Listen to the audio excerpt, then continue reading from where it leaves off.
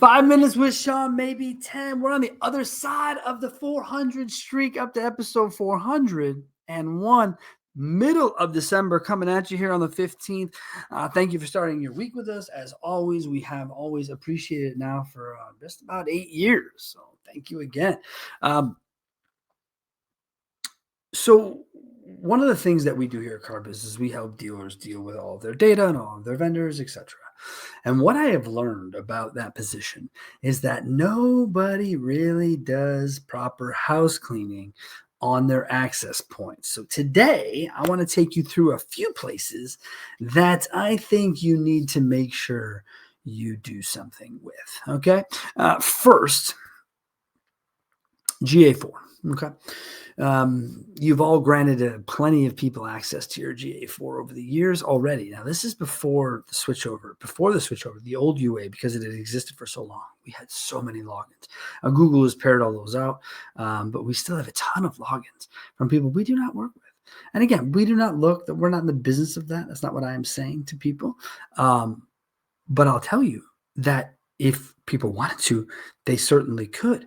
And obviously, making sure that you audit your GA4 will also by design help you audit your marketing dollars and pay dollars by that means. So whoever has access likely is lined up somewhere. So if you find someone with access, make sure they're not also being paid. I've been doing this a long time, and I know there's a gigantic disconnect between the people who, agree to buy media and the people who might pay media bills. And so there is that, there can be that disconnect. And so with it, you want to make sure that you are able to keep track of that, keep that straight. But the access to GA4 right now, I would venture to guess you'd find at least one up to probably 5 vendors you no longer work with that still have access to your GA4. So again, is there anything, proprietary in GA4? No, not likely. But it's yours. And so that's kind of my point, is to secure your data at all aspects, right? So from GA4, I would then walk you into anyone who has access to your CRM.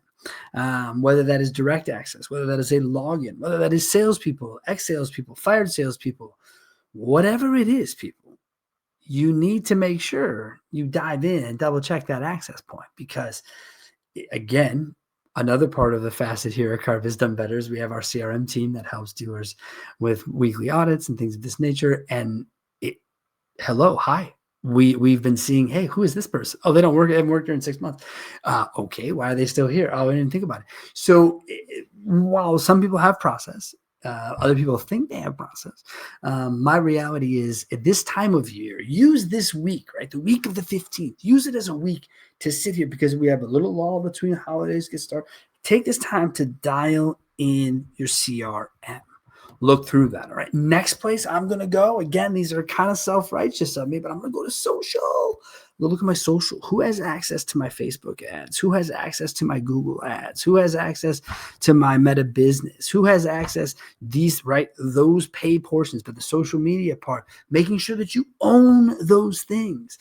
If you don't own those things, work to own them. I've been through it. It sucks when you don't own things, and you try to end things or move things and adjust things, and damn it all, right? Damn it all. So there's more to it than that. There's always more to it than that.